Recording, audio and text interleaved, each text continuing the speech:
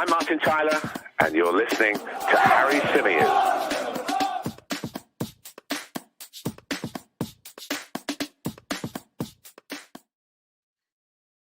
Hey everybody, how's it going? Welcome back along to the Chronicles of a Gooner, the Arsenal podcast, part of the 90-Min football family. As ever, I'm your host, Harry Symeou.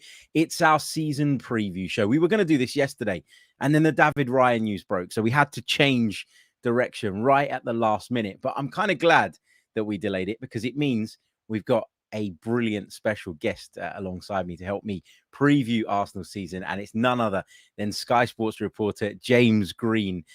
James, how are you, mate? Good to see you. I'm good. I love the fact you got Martin Tyler giving you an introduction, mate. That's big time. He's big time. When was it? It must have been about 3 years ago now. I think one of the first ever episodes we did of this podcast, Martin Tyler very kindly gave an interview, and it was really, really cool. And he did that at the end of it, which was amazing. And I've clutched onto it ever since, and I'm never letting it go. Legendary guy. What can you do? What can you do? James, thank you so much for joining me, mate. Really, really appreciate it. As always, I always get stick for starting the streams late in the comments. That's what happens. People don't like it, but they should expect it by now, to be honest. You're about 3 years in.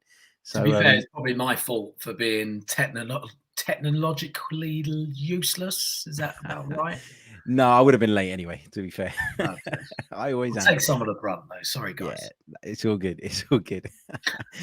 James, so good to have you, mate. Really, really looking forward to this. Arsenal, of course, enjoyed a really good season last time out, but it ultimately ended in a bit of disappointment, given that the Gunners weren't able to get over the line. But there's lots and lots of optimism around the club again, which is amazing. And I think we're in this weird space now going into the season where we kind of have to try and make sense of it all and try and essentially, I think, be realistic about where we're at and be realistic about how likely we are to start the season, for example, in the way that we did last time out. I mean, we started with 5 victories last time. It was the perfect start. Confidence built off the back of that. And then we were off and we were on a run. And for the most part, you know, we had a fit side. We had key players available when we really needed them. And just at the back end of the season, when that changed a little bit, the momentum was lost. And Arsenal, unfortunately, were pipped by obviously a very, very good Manchester City side. We're going to get into our season preview here. We're going to be talking league position. We're going to be talking Champions League, player of the year, in our opinion. Who do we think is going to take that on? We're going to talk about the ones to watch, top goal scorer. We're going to also discuss dealing with that weight of expectation. So there's lots and lots to get into. But before we do that, just a couple of very, very quick messages. So first of all, we've been telling you for a little while here on YouTube that we want to get to 30,000 subscribers by the end of the year. That was the goal, 30,000. We've just hit 29,000 today. So we should hit that 30,000 well ahead of schedule, but we need your support. So if you are watching this and you're not subscribed to the channel, it doesn't cost a thing. What are you doing? Hit the subscribe button. Leave a like on the video as well. That really, really does help. And secondly, if you haven't got your tickets already for the Gooner Talk TV's live event coming up this Sunday, make sure you get them in because they are going to run out. There's just a few days to go. Go into the link in the description. Head over there. Buy your tickets. It'll be Tom Canton of the Gooner Talk TV. It's his event. Myself, FK from the Latte Firm, and Bailey Keogh, as well as Mike from the Gooners podcast, will all be there, and it will be a great night. So do get involved in that as well. Right, James, let's do this then. Let's talk Arsenal. Let's talk the new season. First of all, what are your thoughts on the summer business? A lot of people are excited by it. Declan Rice in, Kai Havertz in, although that one may be, I guess, divided opinion a little bit. Julian Timbers come. Patience. Exactly. I agree with you. But how have you felt about the summer window overall? Oh, look, it's been brilliant. I genuinely couldn't have hoped for a better window for Arsenal, to be honest with you. I don't think we can always want more, and I guess football fans at times can kind of go into that strange world where we go, oh yeah, but why didn't we sign Mbappe or something like that? But look, we signed Declan Rice, and I can't tell you how, for me personally, how I look at Declan Rice as the overall package of he is everything we need and more. We've needed someone like that in the middle of the park for many, many years. And it's not just his ability on the pitch, it's his leadership off the pitch, it's his personality, it's his willingness to win. And I felt like he's the guy that, you know, when the chips are down, they'll be looking at him. And he's the one who'll be able to rally those troops around him to get them up for the fight. And I think it's a terrific signing. Jurrien Timber is superb. He's going to fit in perfectly. He's just that perfectly fitted fullback into Mikel Arteta's style. You know, he likes that hybrid position. He's that guy. He's very strong as well. He might not be the tallest defender, but he's so strong, really talented, confident on the ball.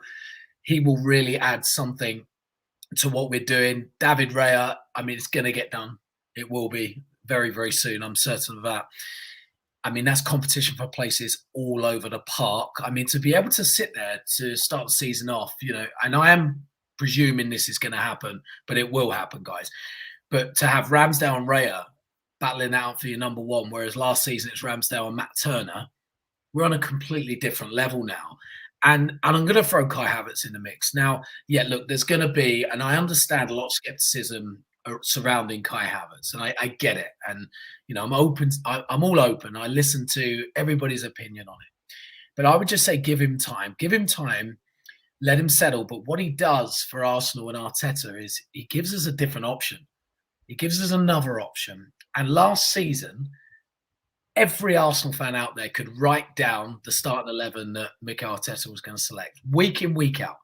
Bar maybe the slight change, Martinelli, Trossard. You knew the starting 11. Now we've got so many different options that he could go with, and Kai Havertz will be a big part of that. So look, I think the business is great. It shows real ambition from the owners. I was a little bit worried at the back end of last season that it would be like, oh my God, we've had this incredible season. We've come second, challenge for a Premier League title for the first time in a long, long time. And then the owners might not put more money in to back them some more, but have done completely opposite. It was what I was thinking. Maybe I was just a bit negative at the time, as we all get at times. But they've been supported.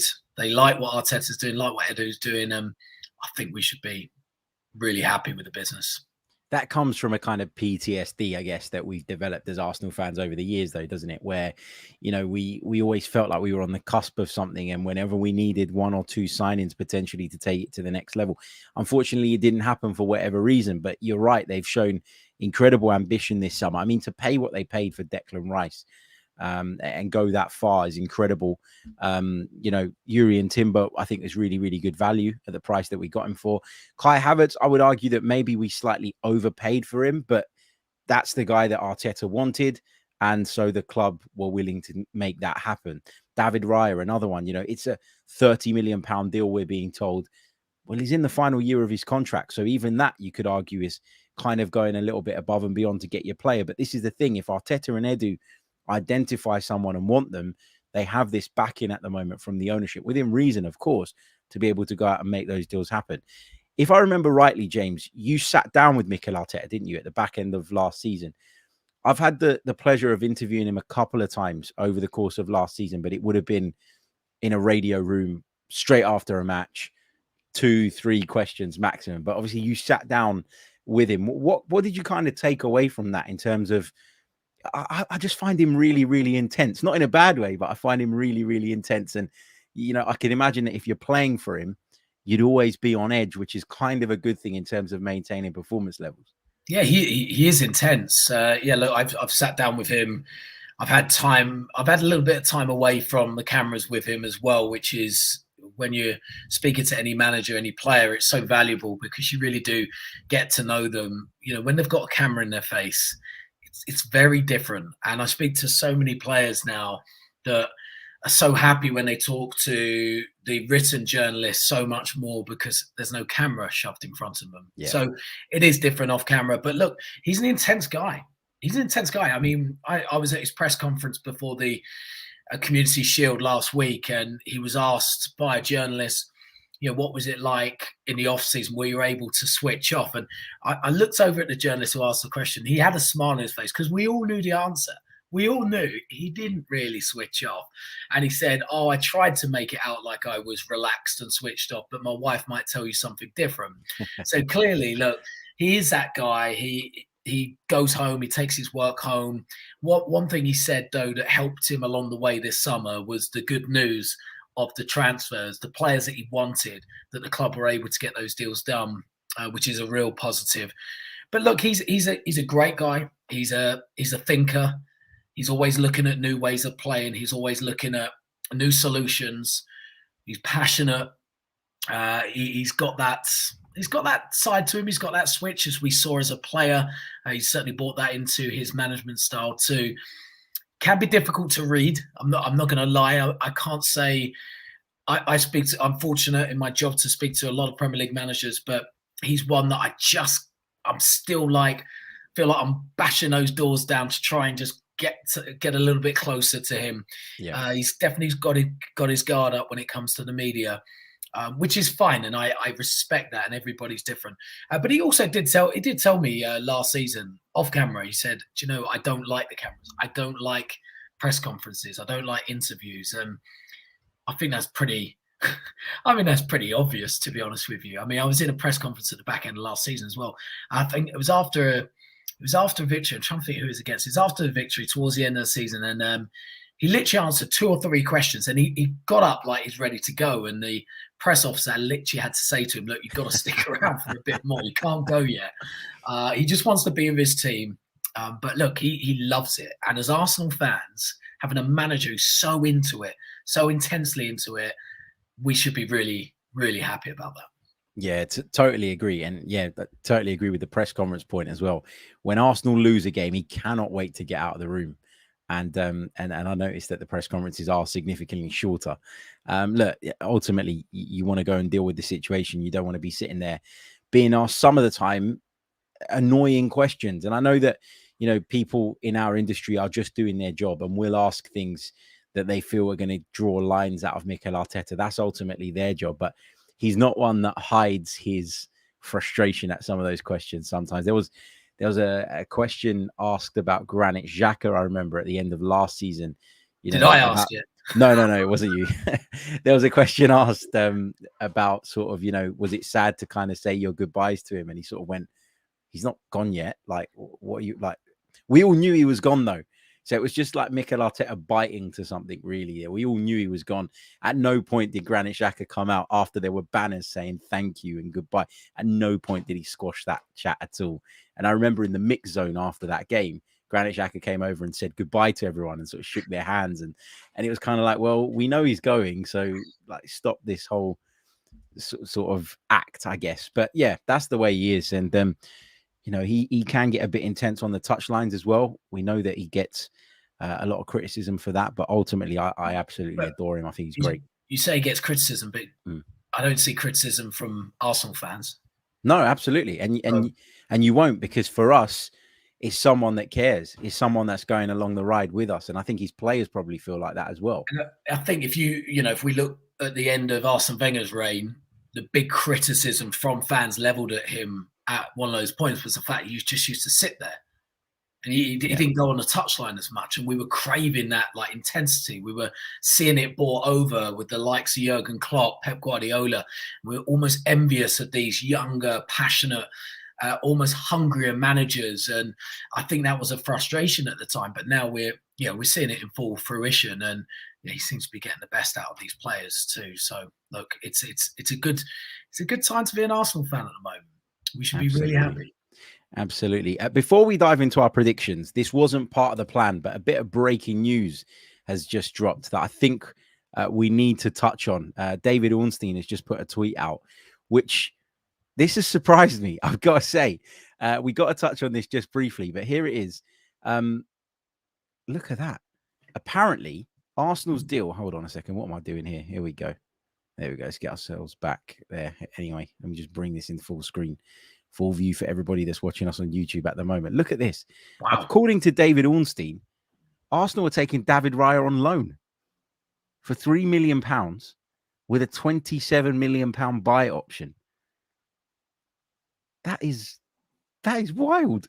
Does Where's that come from? And that's no obligation. No, it says £27 million buy option. It says exclusive Arsenal taking David Raya on £3 million loan plus £27 million buy option. Now, That would mean he signed a Brentford contract extension. yeah, Brentford would get the fee if Arsenal sign and retain value. If not, said his goodbyes today. Medical likely Thursday. We're at the paperwork stage. Wow. I mean, it's an unbelievable deal. I was with Thomas Frank yesterday, and I had a good sit down with him, and we talked again off camera. We talked more about David Raya, but on camera, he's such an open manager. And his frustration with it, or with that deal, was how long everything was taking to happen, because we knew, and he knew towards the end of last season, even midway through last season, that David Raya basically spoke to him and said, look, this is my last season. I want to go. I want the opportunity to play Champions League football. And it was, so they knew he was going to go. And the dealings with Arsenal have been going on for some time as well. He thought it was a simple case. This is his value. This is what, if you pay that, he's gone. And he was frustrated with how complicated it was getting. Now, looking at that and looking at that tweet from David Ornstein, you can see why the complexities came in, because obviously Arsenal have trying to negotiate and deal this slightly differently. They know that David Raya is desperate to get out of Brentford, and they're taking advantage of that, it looks like. I mean, that is a tremendous bit of business. That really, really is. I mean, 3 million for a year of David Raya, even if it doesn't work out, 3 million. That's incredible. Yeah, it's crazy, isn't it? And I remember waking up to this news because I was in America last week. So I woke up to this news, you know, it dropped in the UK, but obviously the time difference meant that I was kind of waking up to it. And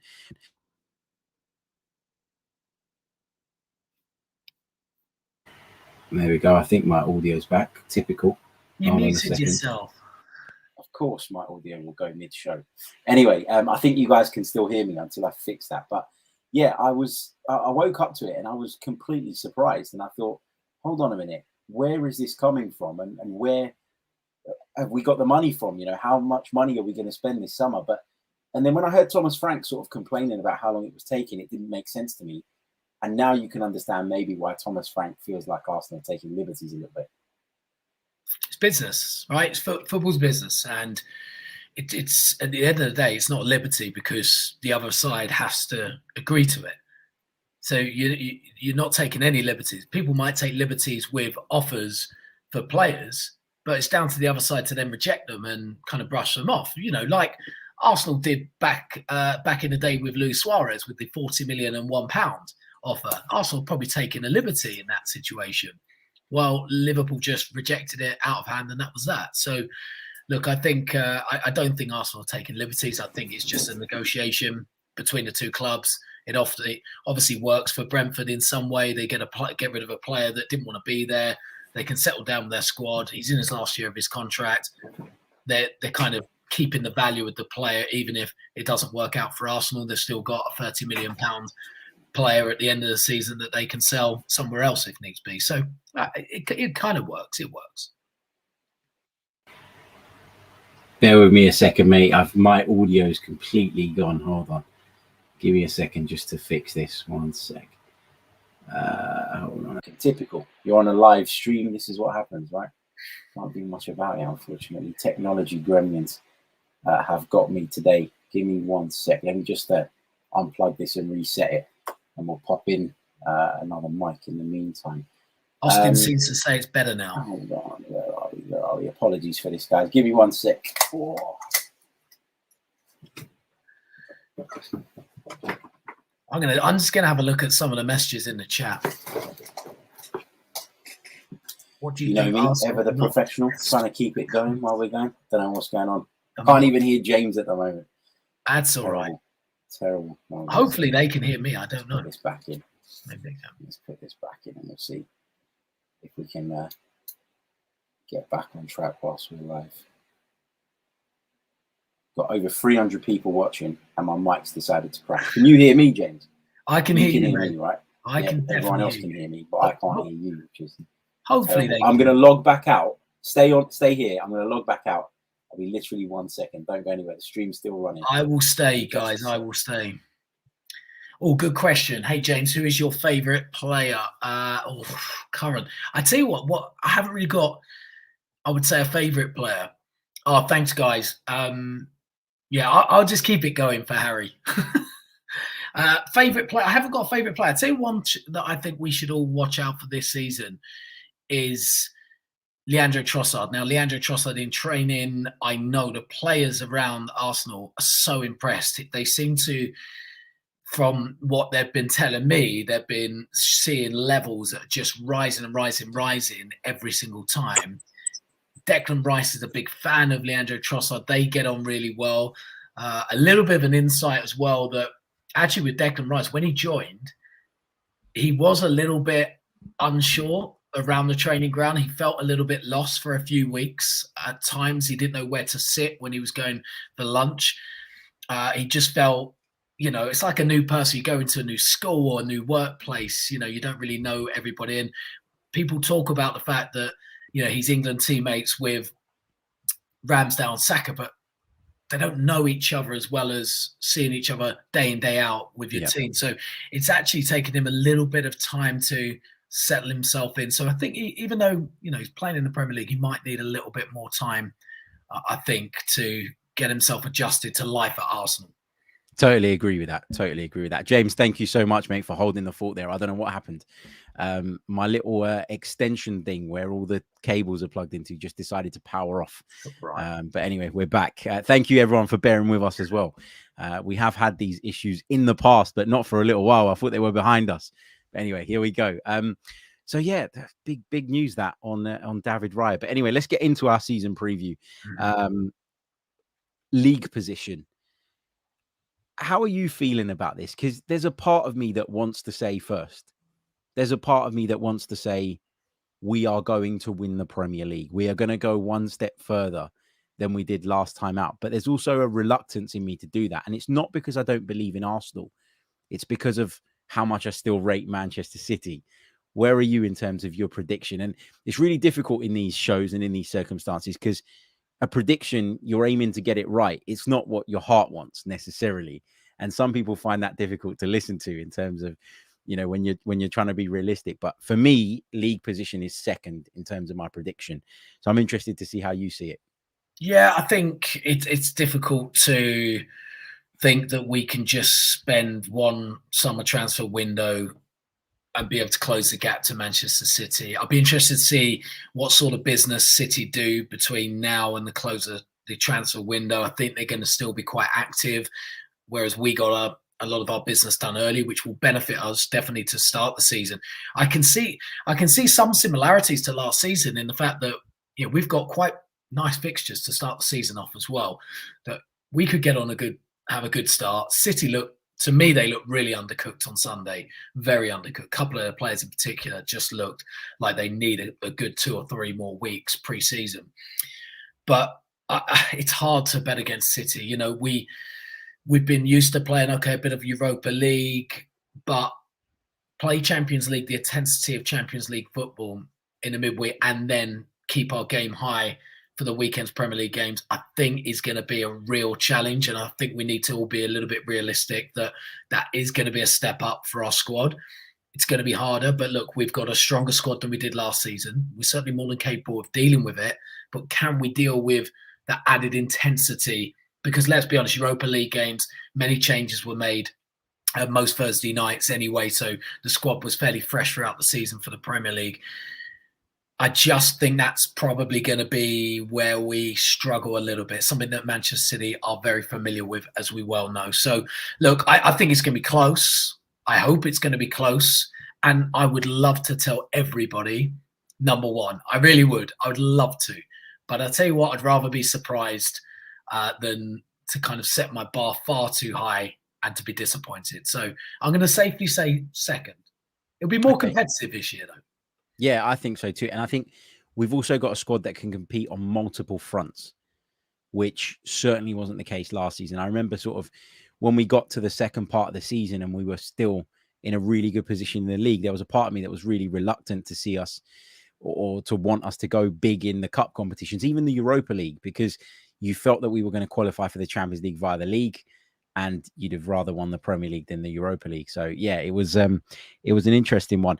What about the Champions League? Because we're back in that competition after a long time out. I don't want to see us go back into the competition as a side just there to make up the numbers. This is a side I believe that is capable of going very, very far. When I think about the teams I'm scared of, with the exception of 2 or 3, it is the Premier League sides. Outside of that, there's your Real Madrids, there's your Bayern Munichs, the clubs that have that pedigree in Europe's premier competition and all the rest of it. But I really do believe that Arsenal can go far in this competition and will be there more than just to make up numbers. How about you? How do you feel about how far Arsenal should be aiming to get in this competition? They should be aiming to compete as deep into the competition as they possibly can. As you mentioned, the squad. Look, I really, one aspect, you step away and you just look at the strength of the squad this season. It just looks so much stronger. It's amazing how one transfer window can completely transition the strength of the squad, and it has done. And I think they've got the depth to deal with injuries in multiple positions. There might be some that might crop up, i.e. Declan Rice, if he picks up a knock. Are we lacking in that central midfield area? Probably. We might have to rely on El Neni getting back to fitness and providing us some minutes in the middle. But look, I think across the field, defensively, I think we look stronger. We've got to hope that Saliba stays fit, but him and Gabriel formed such a great partnership. I thought Gabriel last season actually was probably our most improved player last year. I thought he cut out a lot of his rash mistakes that he made the previous season. I thought he was a lot more sturdy. He showed to me a lot more leadership characteristics as well. You look fullback area, we're completely inundated now. So I think that sort of line, throw David Raya, Aaron Ramsdale in the mix. Attacking players, I think we've got plenty of attacking threat. I know everybody will say, we still need maybe that number 9 goal scorer, but there's plenty of players there that are able to provide us something in that position. So, look, I think they can go deep. I think Mikel Arteta will want them to go as deep as he can. He'll be taking the competition extremely seriously. And like you said, who are we threatened by? What clubs are we threatened to meet in the knockout stages? And I tell you what, I think it's quite limited compared to where Arsenal is, so to speak. So that's not undermining other teams. I just think the level we're at now, I don't think we should be too afraid of that many teams in the knockout stages. Completely agree. For me, it's a minimum of quarterfinals. That's where I want to see Arsenal. And I think we should be aiming for at least a semi-final. I think we're that good. I really, really do. And obviously in cup competitions, you need a bit of fortune along the way. You need the draw to go your way. But yeah, I'm so excited about us being back in the Champions League. I can't wait to get down to Emirates Stadium and hear that anthem play out again, particularly before they ruin the competition next season with this new format, which is awful. So I'm even more desperate for us to make it this one, the one that we go on and win, hopefully, fingers crossed. But yeah, I agree. I think we can go really, really far in this. In terms of who you think will be the player of the year, and I know this is difficult because often, we don't know how a season's going to pan out. You can have high hopes for a player and maybe they pick up an injury that disrupts that.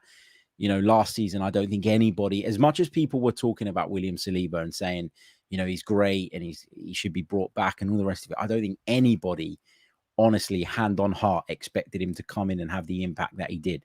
He was kind of a bit of a surprise package for Arsenal last season. I mean, for me, the obvious choice when it comes to player of the year would be somebody like Bukayo Saka, but there are multiple contenders here. So who are you thinking is going to really sort of push forward and take on that mantle potentially next season? Yes, it's a difficult one. I think you're kind of right with Saliba. I would say last season, if I'm going back to last season just a little bit, the World Cup break, after the World Cup break, I felt like he struggled a little bit, actually. And I felt like that's where Gabriel kind of showed his own, because it was almost like when one struggled, the other one stepped up. And at that period, I felt Gabriel really, really helped him out. But look, Saliba looks strong. He looks like he's come back really strong after that back injury. Pre-season, he looks really good. I think he's going to be, like I said, if we can keep him fit for the whole season, I think he could be a real standout for us this year. So I expect him to go to the next level. Because like you said, I think we can all agree that come on, we didn't expect that from him. First season in the Premier League to be able to perform at that high level. But, see him hit, I know it's only the Community Shield, but he just looked, there's something about him, he just looked right on the money for me. I think he's one that will make strides this year. Ødegaard had a terrific year, another year experience in the Premier League. I think he's one. I think he's really important for us. When he has a good game, we tend to have a good game. When he drifts away and out of games, we tend to struggle. He's quite pivotal, actually, to what we do. But look, the one I'm going to throw in there, I'm really in between two, and it's only because of the Trossard effect. I think Leandro Trossard, we need to get him in the team somehow, but I don't know how, because you've got Gabriel Martinelli, who I'd love to see really make a step up again, because I can see Gabriel Martinelli as that number 9 striker, actually. We saw him certainly in pre-season in the Community Shield as well, make those runs inside a little bit more. I'd like to see that more. Now, if you're playing like a Trossard in a false 9 position, that allows you to do that. But one of those two, I just want them to have a bit of a real break, even a bigger breakout season.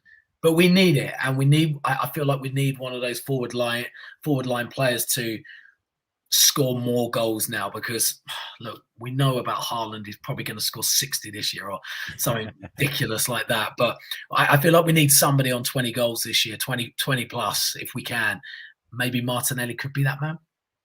I said that Bukayo Saka would be the obvious choice, but I'm going to go with Martin Ødegaard, because I just think year on year, I know Saka has too, but I think year on year, Ødegaard's got better and better and better. I remember when he came in on loan, initially he looked really good, really sharp, really fit, on top of obviously having this incredible technical ability. Then he picked up an injury and he kind of went off the boil a little bit. And there's a lot of division within the Arsenal fan base. I remember our listeners on here sort of getting involved in the comments and saying, I don't know if we should keep this guy. I don't know if we should go and pay what Real Madrid want. But Arsenal obviously saw something in him, trusted in him. Then, last season, I think he really went up a level in terms of his contributions. Now, he was always great at passing. He always worked incredibly hard. He was always super creative. But last season, 15 goals from midfield is a really, really good return. And he just took his game up to that next level. And I think there was a lot of work done on sort of some of the positions he takes up, arriving late in the box, all of that stuff. And I think when we talk about having like a 20 goal a season man, I think obviously that would be great. But I think a lot of the work that Jesus did facilitated those spaces for Ødegaard, for Saka to come in from the right, for Martinelli to come in from the left. And there is a part of me that's worried that if we do go out and bring in this 20 goal a season striker, 25 goal a season striker, as much as that will be great, it might take away a little bit from what's worked so well in terms of getting everybody involved in the goals and getting everybody involved in the build-up all of the time and having different people on the end of opportunity. So I'm a little bit, I don't know, going into this summer, I was scared about the changes in midfield as well, because I felt like the midfield balance last time out with Xhaka, Partey and Ødegaard was so good that you almost run the risk of messing it up a little bit if you tinker with it too much. So I guess I feel that way kind of with the forward positions as well. But my shout for player of the year is going to be the captain, Martin Ødegaard. One to watch. Who is somebody that you look at and think this is your time? Maybe hasn't fulfilled their potential just yet. And I can think of a few players that probably fall into this category, but who's the one for you that you're really keeping a close eye on and hoping really blows up for Arsenal in the coming season? I feel like I said it again. Trossard, there's something telling me about Trossard. Every time I see him, he looks dangerous. He offers something he actually offers something so different to what we've got. And he finds these pockets of spaces. He picks up different positions than you would expect. I just think he's going to be a danger man, and it's just how we use him, how we utilize him. Now, look, he might well be one that could be happy coming off the bench at times. I don't know how long he could be happy doing that job for. We know with the additional minutes now that actually, you're coming on after 50 minutes, you've still got maybe another 50 minutes of football still to go. So you might well see substitutes being used in a slightly different way this year. I'd be intrigued. I'd be intrigued, and I really want to see a step up in Ben White this year. And I think with the signing of Timber, Tomiyasu coming back, he's one that really needs to step up his game, in my opinion. I think if you're looking at that Arsenal team, where could you get at Arsenal? I just feel like that Ben White position, the right back position, looks a little bit. As sometimes I'm just not convinced yet. He needs to be more confident on the ball, which I think he's getting there. But to fit that Arsenal system of Arteta's with the hybrid fullbacks, I think Arteta will want to see more. So I'll be intrigued to see, certainly when, Zinchenko comes back to fitness, does he then move Timber to the right-hand side? And is Ben White going to be maybe a backup centre-back, which ultimately he's a centre-back by trade?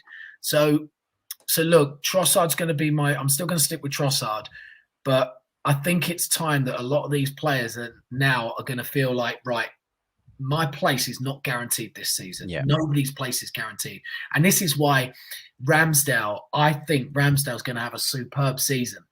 Because if you read that piece in the Players' Tribune about the kind of guy he is, the character he is, that when he joined Arsenal, there was so much negativity surrounding his signing. He saw it and he used it as motivation. And within 3 months, 4 months, he had displaced Bernd Leno and established himself as the number one. At times, maybe a little bit relaxed last season. All of a sudden, you've got a new signing coming in. I just think it's going to propel him to another level. So I haven't answered your question, have I, Harry? I haven't given you one, but you've gone with Trossard. You've gone with Trossard. I think just quickly on the White point, I actually think White did really, really well playing at right back. Where I'm a little bit unsure is not about his ability to play in that position or whether he's worth a place in the team.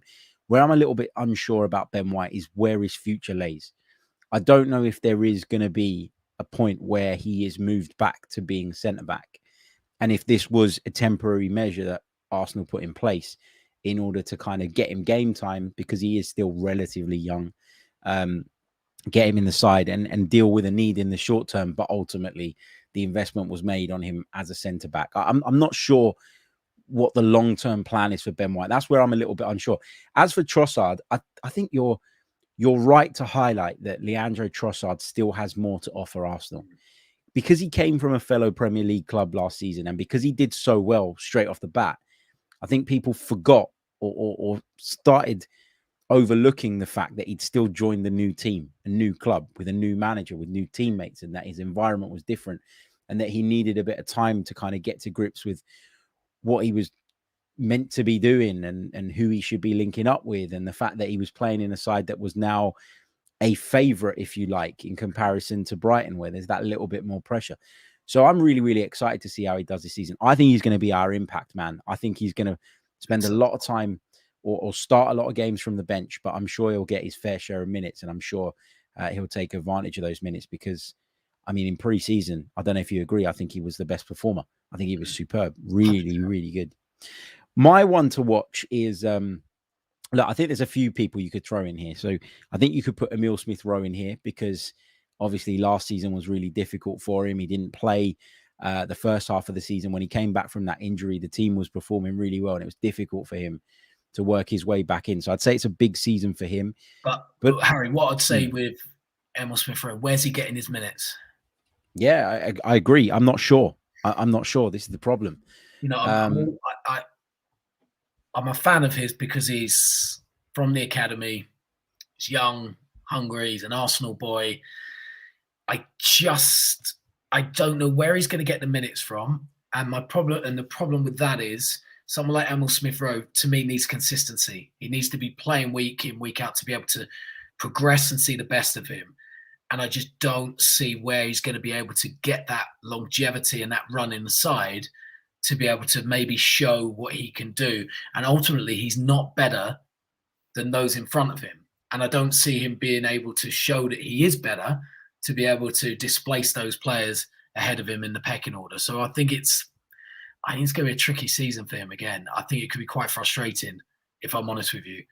But look, the one good thing is he's a player that has a big value on his head. And if we are to move him on at some point, we know we can recoup a lot of money for him. And I think that's been such a big criticism of Arsenal over the years, is that we're not developing players, we're not improving players, and players are leaving on small transfer fees. Well, I can see that changing now. I can see, looking around that squad, we've got actually some high value players that if they're not right for the system, if they don't fit, we can move them on. Like throw like Balogun in that mix as well. And I think that's a positive. So look, if we do eventually move Emil Smith-Rowe on, so be it. We'll be able to get 30 million for him, which is great for the club's future. No, I agree with that. I agree with that. I think it's a big season for him in that if he doesn't make the breakthrough now, if he doesn't regain a place somewhere along the line, and even if he does, even if he is a bit part player, even if he's someone that's used in a similar way to Leandro Trossard, comes on for the last half an hour, 25 minutes of a game looking to impact it, he might not be satisfied with that. You know, it wasn't that long ago he was given the number 10 shirt and this bumper new contract, and the project was being built around him, and now he's kind of fallen away. And that's not his fault. It's not Arsenal's fault. It's not that they've mistreated him or anything like that. Things change really quickly in football. And unfortunately, when you're on the sidelines, things can happen that obviously impact your position. But I think the one I'm going to go for in terms of one to watch, I'm going to go with Fabio Vieira. For most of last season, I sort of kept urging patience with Fabio Vieira. I know we paid a fair amount of money for him, £35 million, whatever it was. And that meant that there was an expectation in him to perform from the outset. But honestly, I think there is a real player in there. I think technically he's superb. I think he takes up really, really good positions. I think the way to go with Fabio Vieira is probably to use him as someone that comes on in a wide position, because I don't think he's got the physicality necessarily to play through the middle. And I think when he does play there, he's ending up doing things that just don't come naturally to him. So I think for me, if you're talking about who's going to back up Bukayo Saka, he's probably the one for me at the moment on the right-hand side. And I think we saw it when he came on Sunday, some clever movement, getting into some good areas. I think it caused Manchester City a few problems. So he's the one that I'm really looking forward to seeing how he pushes on. Because I think although as fans, there's been maybe a loss of faith in him, I don't think that's ever been the case with Mikel Arteta.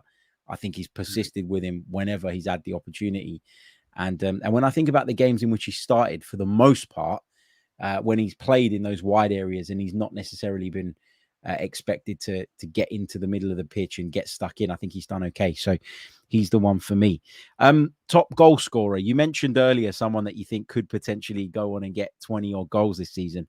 Are you still, is that the player you're going to pick then for top goal scorer, or has your mind changed during the conversation? Look, the easy option, I think, for us all is probably to chuck it on Saka, because he's the one that we know is going to be guaranteed those minutes throughout the season. And I have no doubt he'll probably have as good a season as last season. But for me, I'm going to put my neck out and I'm going to throw it around Martinelli. I really am. I just, there's something telling me inside that he's going to be the one this season. I don't know why. Don't shoot me down if he struggles this season. I just want to see him utilised more and being given those opportunities to come inside more. And if he's able to do that, and look, you know, if we can get Gabriel Jesus fit, we'll see the best of Gabriel Martinelli, because those two work so well. Jesus moves to the left, Martinelli comes inside. Saka and Ødegaard work so well on that right-hand side.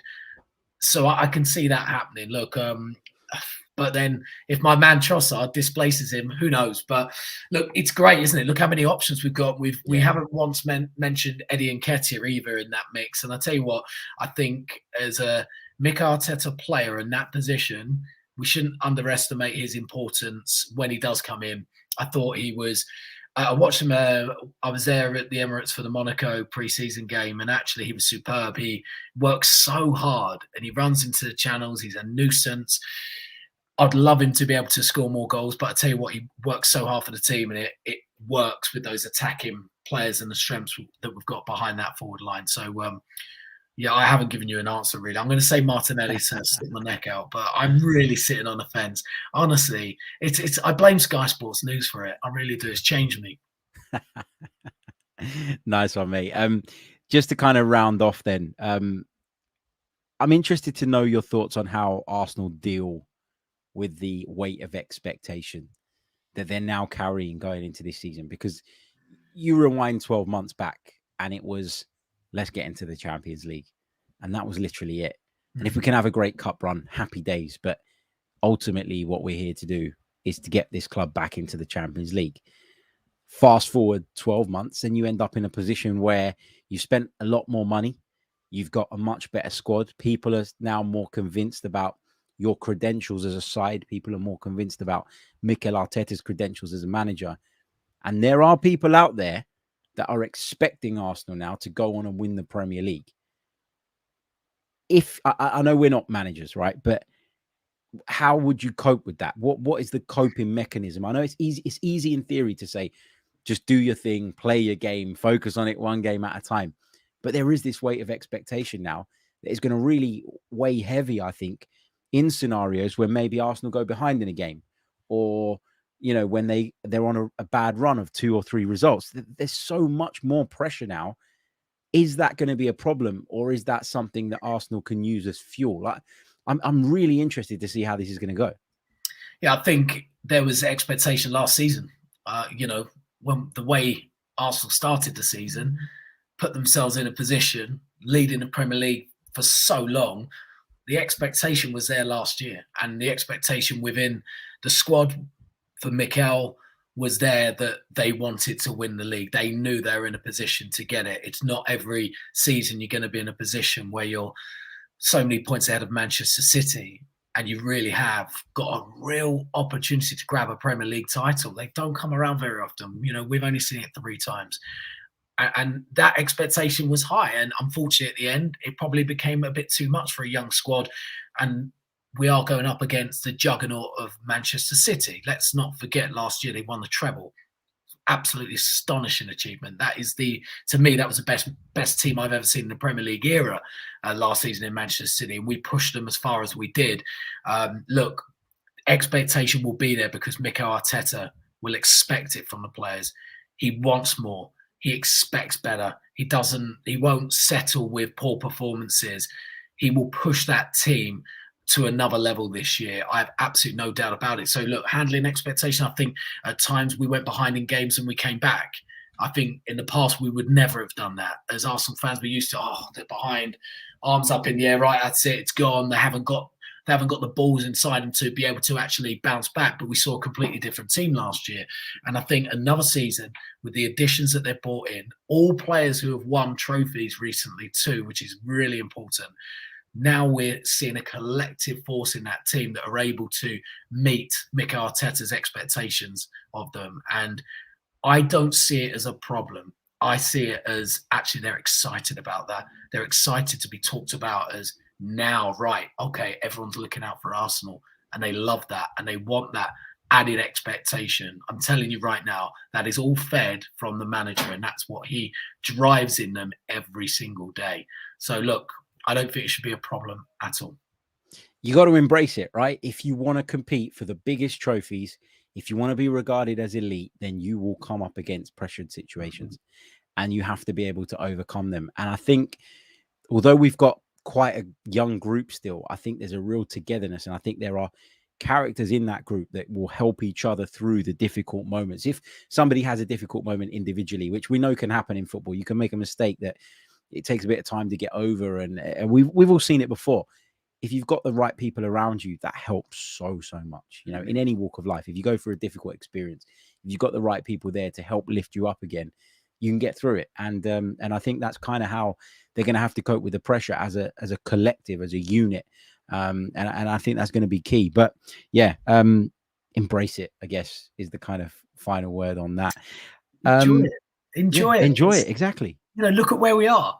Look at this squad. Look at what we're talking about. We're talking about potentially winning the Premier League, back playing Champions League football. I mean, a few seasons ago, this was just like a dream, wouldn't it? It'd be a dream, a distant thing in the future that we'd look at and go, no chance we're going to be in that position in a couple of years. And look where we are. And I think as fans, and I'm sure they will do, I know what the Emirates is like. The last couple of years, the Emirates has just got better and changed better. So much, hasn't it? It's changed so much. The atmosphere is fantastic now. Honestly, it's such a brilliant place to go now. And I think the fans are going to embrace it. We saw it again. We saw that last year. He went behind in games. All of a sudden, the fans, instead of this moaning, groaning, it was this Arsenal. It was completely different. And the players are looking around going, hold on a minute. They back us. They believe us.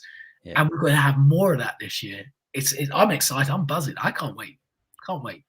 Can't wait for the weekend. Really, really can't wait for the weekend to get back down to Emirates Stadium for a competitive game of football.